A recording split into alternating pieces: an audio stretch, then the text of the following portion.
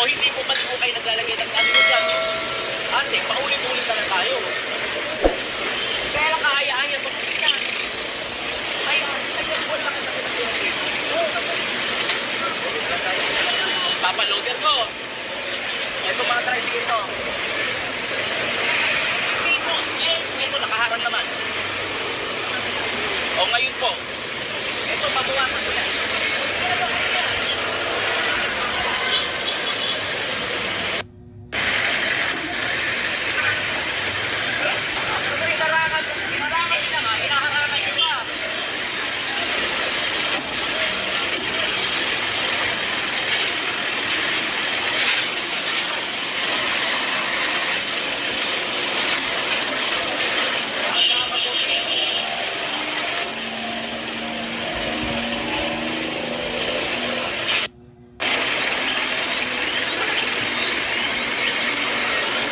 Ito yung madalas problema rito.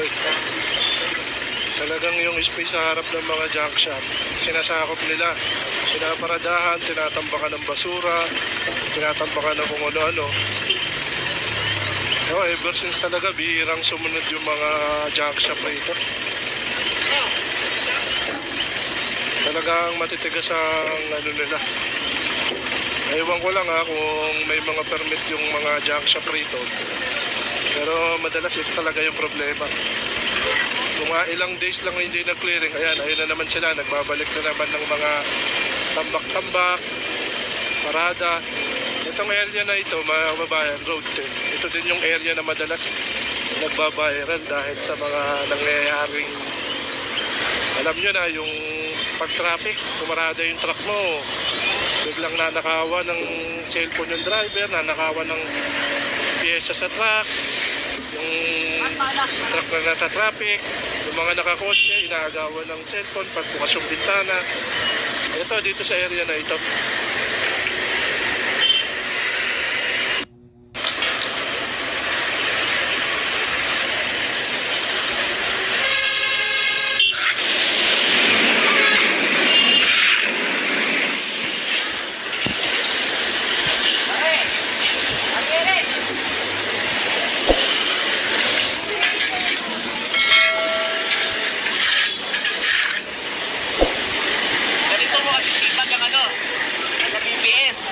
Ano pangalan niyan, boss? Yung masipag na yan? Yan, ang tawag sa kanya, Bonggang Villa, alias Arman. Masipag Makasipag yan.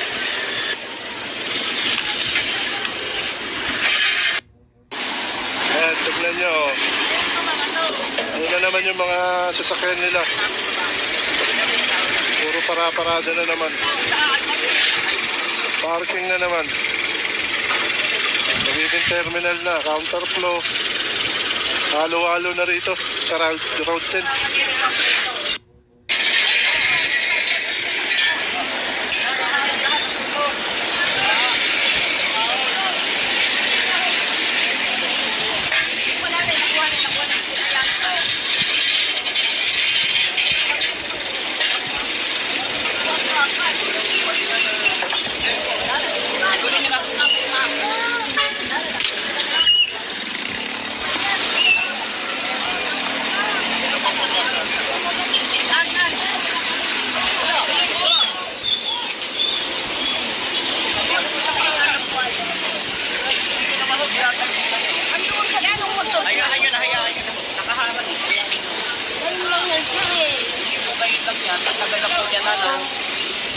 Araw-araw po kami nadaan dito. Trabaho pa kasi sila sa bahay.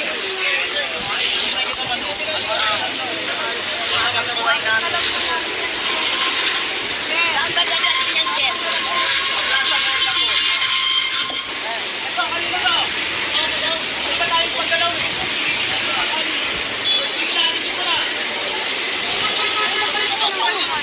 Lalo kasi tinagdan nila kahoy. Ang dami ko sa inyo eh. Ano na eh.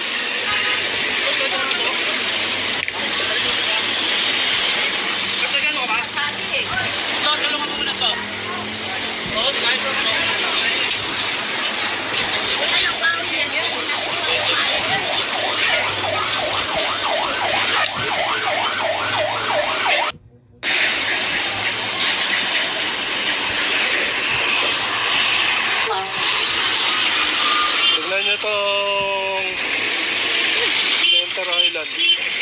tinataniman na naman ng bagong halaman.